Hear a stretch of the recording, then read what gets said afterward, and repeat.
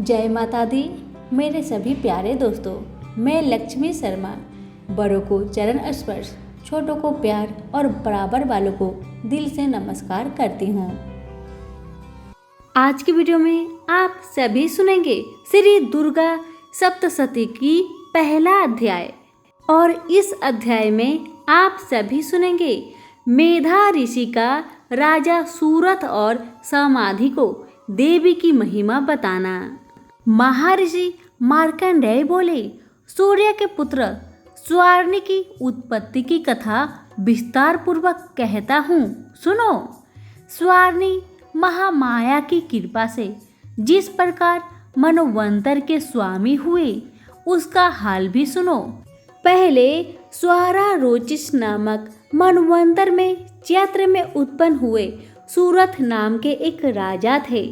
सारी पृथ्वी पर उनका राज्य था। वह प्रजा को अपने पुत्र के समान मानते थे। तो भी कोलाविद वंशी नाम के क्षत्रिय उनके शत्रु बन गए। दुष्टों को दंड देने वाले राजा सूरथ की उनके साथ लड़ाई हुई। कोलाविद वंशियों की संख्या में कम होने पर भी राजा सूरथ युद्ध में उनसे हार गए। तब वह अपने नगर में आ गए। केवल अपने देश के राज्य ही उनके पास रह गया और वह उसी देश के राजा होकर राज्य करने लगे। किंतु उनके शत्रुओं ने उन पर वहां भी आक्रमण किया। राजा को बलहीन देखकर उसके दुष्ट मंत्रियों ने राजा की सेना और खजाने अपने अधिकार में कर लिया। राजा सूरथ अपने राज्याधिकार को हारकर शिकार खेलने के बहाने घोड़े पर सवार होकर वहां से एक भयंकर वन की ओर चले गए। उस वन में उन्होंने महर्षि मेधा का आश्रम देखा। वहां महर्षि अपने शिष्य तथा मुनियों से सुशोभित बैठे हुए थे और वहां कितने ही हिंसक जीव परम शांति भाव से रहते थे। राजा सूरथ ने महर्षि मेधा को प्रणाम किया और महर्षि ने भी उनका उचित सत्कार किया। राजा सूरथ महर्षि के आश्रम में कुछ समय तक ठहरे। अपने नगर की ममता के आकर्षण से राजा अपने मन में सोचने लगे, पूर्व काल में पूर्वजों ने जिस नगर का पालन किया था वह आज मेरे हाथ से निकल गया।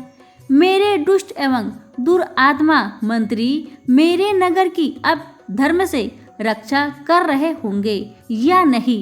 मेरा प्रधान हाथी जो कि सदा मद की वर्षा करने वाला और शूरवीर था, मेरे बैरियों के बस में होकर न जाने क्या दुख भोग रहा होगा। मेरे आज्ञाकारी नौकर जो मेरी कृपा से धन और भोजन पाने से सदैव सुखी रहते थे और मेरे पीछे पीछे पीछे चलते थे, वह निश्चय ही दुष्ट राजाओं का अनुसरण करते होंगे तथा मेरे दुष्ट एवं दुरात्मा मंत्रियों द्वारा व्यर्थ ही धन को व्यय करने से मेरा सचित किया हुआ मेरा खजाना एक दिन जरूर खाली हो जाएगा। इस प्रकार ही बहुत सी बातें सोचता हुआ राजा निरंतर दुखी रहने लगा। एक दिन राजा सूरथ ने महर्षि मेधा के आश्रम के निकट एक वैश्य को देखा। राजा ने उससे पूछा, भाई तुम कौन हो? यहाँ तुम्हारे आने का क्या कारण है और तुम मुझे शोकाग्रस्त अनमने से दिखाई दे रहे हो, इसका क्या कारण है?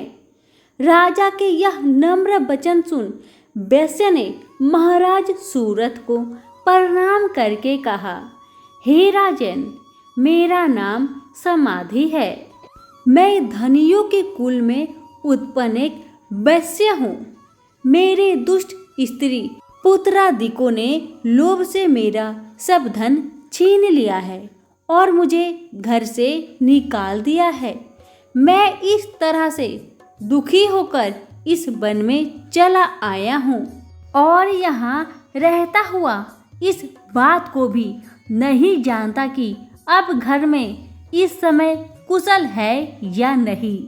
यहाँ मैं अपने परिवार का आचरण संबंधी कोई समाचार भी नहीं पा सकता कि घर में इस समय कुशल पूर्वक है या नहीं। मैं अपने पुत्रों के संबंध में ये भी नहीं जानता कि वह सदाचारी है या दुराचार में फंसे हुए हैं। राजा बोले, जिस धन के लोभी स्त्री पुत्रों ने तुम्हें घर से निकाल दिया है, फिर भी तुम्हारा चित्त उनसे क्यों प्रेम करता है? वैश्या ने कहा, मेरे विषय में आपका ऐसा कहना ठीक है, किंतु मेरा चित्त इतना कठोर नहीं है।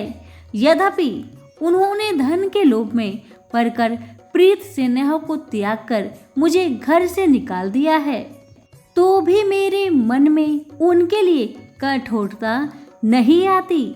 महामते, मेरा मन फिर भी उनमें फंसा रहा है। इस बात को जानता हुआ भी मैं नहीं जान पा रहा।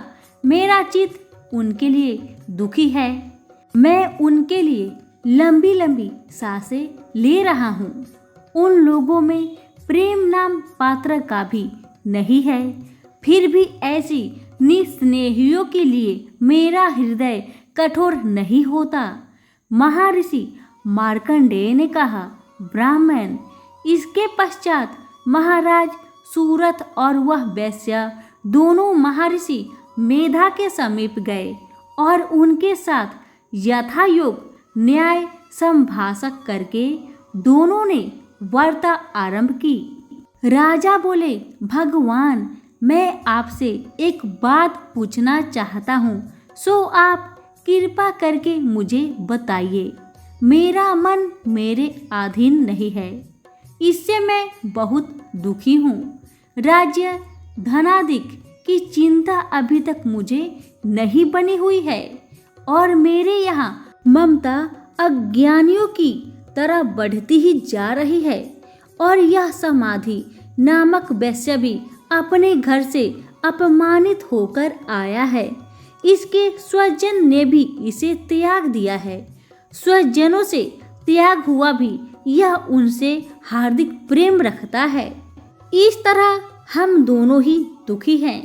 हे महाभाग, उन लोगों के अवगुणों को देखकर भी हम दोनों के मन में उनके लिए ममता जनित आकर्षक उत्पन्न हो रहा है। हमारे ज्ञान रहते हुए भी ऐसा क्या है? अज्ञानी मनुष्य की तरह हम दोनों में यह मूर्खता क्यों है? महर्षि मेधा ने कहा, विषय मार्ग का ज्ञान सब जंतुओं को है। सभी के लिए विषय पृथक पृथक होते हैं।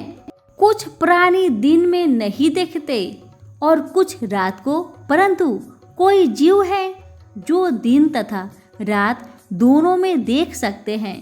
यह सत्य है कि मनुष्य में ज्ञान प्रधान है, किंतु केवल मनुष्य ही ज्ञानी नहीं होता। पशु पंछी आदि भी ज्ञान रखते हैं। जैसे यह पशु पंछी ज्ञानी है, वैसे ही मनुष्यों का ज्ञान है, और ज्ञान मनुष्य में है वैसे ही पशु पंछियों में है, तथा अन्य बातें भी दोनों में एक जैसी पाई जाती है। ज्ञान होने पर भी इन पंछियों की ओर देखो कि अपने भूख से पीड़ित बच्चों की चोंच में कितने प्रेम से अन्न लेकर उसके मुख में डालते हैं। राजन, ऐसा ही प्रेम मनुष्य में अपने संतान के प्रति पाया जाता है। लोभ के कारण अपने उपकार का बदला पाने के लिए मनुष्य पुत्र की इच्छा करते हैं और इस प्रकार मोह के गड्ढे में गिरा करते हैं। भगवान श्री हरि की जो माया है, उसी से यह संसार मोहित हो रहा है। इसमें आश्चर्य की कोई बात नहीं, क्योंकि वह भगवान विष्णु की योग निद्रा है। यह माया ही तो है जिसके कारण संसार मोह में जकड़ा हुआ है। यह महामाया भगवती देवी ज्ञानियों के चित्त को बलपूर्वक खींचकर मोह में डाल देती है और उसी के द्वारा संपूर्ण जगत की उत्पत्ति होती है। यह भगवती देवी प्रसन्न होकर मनुष्य को मुक्ति प्रदान करती है। यह संसार के बंधन का कारण है तथा संपूर्ण ईश्वरों की स्वामिनी है। महाराज सूरथ ने पूछा, भगवान वह देवी कौन सी है जिसको आप महामाया कहते हैं? ब्राह्मण, वह कैसे उत्पन्न हुआ और उसका कार्य क्या है? उसके चरित्र कौन कौन से हैं? प्रभु, उसका जैसा प्रभाव हो, जैसा स्वरूप हो, वह सभी मुझसे कृपा करके कहिए। मैं आपसे सुनना चाहता हूँ। महर्षि मेधा बोले, राजन, वह देवी तो नित्य स्वरूपा है, उससे यह संसार रचाया गया है। तब भी उसकी उत्पत्ति अनेक प्रकार से होती है। वह सब आप मुझसे सुनो। वह देवताओं का कार्य सिद्ध करने के लिए प्रकट होती है। उस समय वह उत्पन्न हुई संसार को जलमय करके। जब भगवान विष्णु योग निद्रा का आश्रय लेकर शेष शैया पर सो रहे थे, तब मधुकेटव नाम के 2 असुर उनके कानों के मैल से प्रकट हो गए। श्री ब्रह्मा जी ने जब उन दोनों को अपनी ओर आते देखा और यह भी देखा कि भगवान विष्णु योग निद्रा का आश्रय लेकर सो रहे हैं, तो वह उस समय श्री भगवान को जगाने के वास्ते उनके नेत्रों में निवास करने वाली योग निद्रा की स्तुति करने लगे। श्री ब्रह्मा जी ने कहा कि हे देवी, तुम ही स्वाहा, तुम ही स्वधा और तुम ही वसटकार हो। स्वर भी तुम्हारा ही स्वरूप है। तुम ही जीवन देने वाली सुधा हो। नित्य अचर प्रवन में आकार, उकार, मकार, इन तीनों में मात्राओं के रूप में तुम ही स्थित हो। इनके अतिरिक्त जो बिंदु रूप अर्धमात्रा है, जिसका ही विशेष रूप में उच्चारण नहीं किया जा सकता है, देवी वह भी तुम ही हो। हे देवी, संध्या, सावित्री तथा परम जननी तुम ही हो। तुम इस विश्व को धारण करने वाली हो। तुमने ही इस जगत की रचना की है और तुम ही इस जगत का पालन करने वाली हो और तुम ही कल्प के अंत में सबको भक्षण करने वाली हो। हे देवी, जगत की उत्पत्ति के समय तुम सृष्टि रूपा होती है, पालन काल में स्थित रूपा हो और कल्प के अंत में संहार रूप धारण कर लेती हो। तुम ही महाविद्या, महामाया, महामेधा, महारात्रि और मोहरा रात्रि हो। श्री ईश्वरी और बोध स्वरूपा बुद्धि भी तुम ही हो। लज्जा, पुष्टि, तुष्टि, शांति और क्षमा भी तुम ही हो। तुम खड्ग धारिणी, शूल धारिणी, घोर रूपा तथा गदा, चक्र, शंख और धनुष को धारण करने वाली हो। वान, भुसुंडी और परिघ, यह भी तुम्हारे ही अस्त्र है। तुम सौम्य और सौम्यंतर हो। यही नहीं बल्कि जितने भी सौम्य तथा सुंदर वस्तुएं इस संसार में है, उनसे सबसे बढ़कर सुंदर तुम हो। पर और अपर सबसे परे रहने वाली सुंदर तुम ही हो। हे स्वरूप देवी, जो भी सत असत पदार्थ है और उनमें जो शक्ति है वह तुम ही हो। ऐसे अवस्था में भला तुम्हारी स्तुति कौन कर सकता है? इस संसार के सृष्टि, पालन और संहार करने वाले जो भगवान हैं, उनको भी जब तुमने निंद्रा के वशीभूत कर दिया है, तो फिर तुम्हारी स्तुति कौन कर सकता है?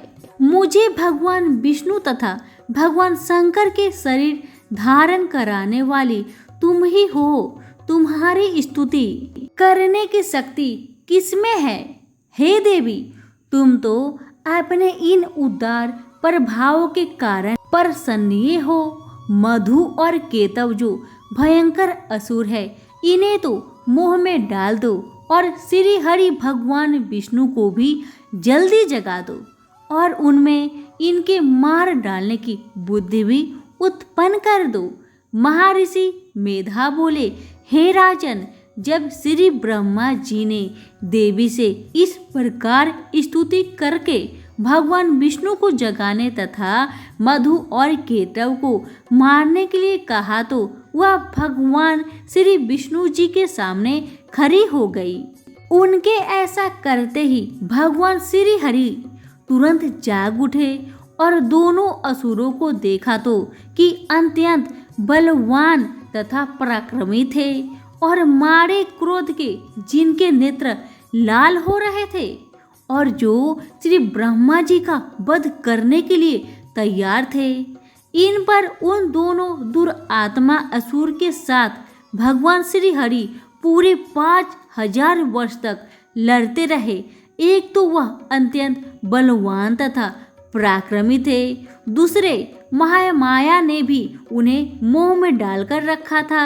अतः वह श्री भगवान से कहने लगे, हम दोनों तुम्हारी वीरता से अत्यंत प्रसन्न है, अतः तुम हमसे कोई वर मांगो। भगवान ने कहा, यदि तुम मुझ पर प्रसन्न हो तो अब तुम मेरे हाथों से मर जाओ।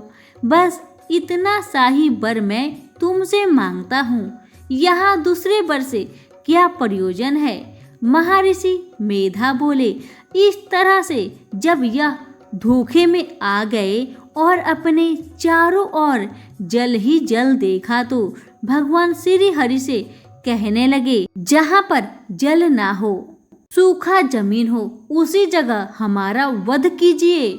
महर्षि मेधा कहते हैं, तथास्तु कहकर भगवान श्री हरि ने उन दोनों को अपनी जांघ पर लिटाकर दोनों के सिर को काट डाले। इस तरह से यह देवी श्री ब्रह्मा जी के स्तुति करने पर प्रकट हुई थी। अब तुमसे उनके प्रभाव का वर्णन करता हूँ, सो सुनो। यहीं पर हमारी दुर्गा सप्तशती की प्रथम अध्याय समाप्त हुई। दूसरा अध्याय अगले वीडियो में सुनेंगे। अभी प्रेम से बोलिए माता रानी की जय हो। कथा पसंद आने पर लाइक, शेयर, कमेंट जरूर कीजिएगा और हमारे चैनल के साथ जुड़े रहिएगा। आप सभी का बहुत बहुत धन्यवाद।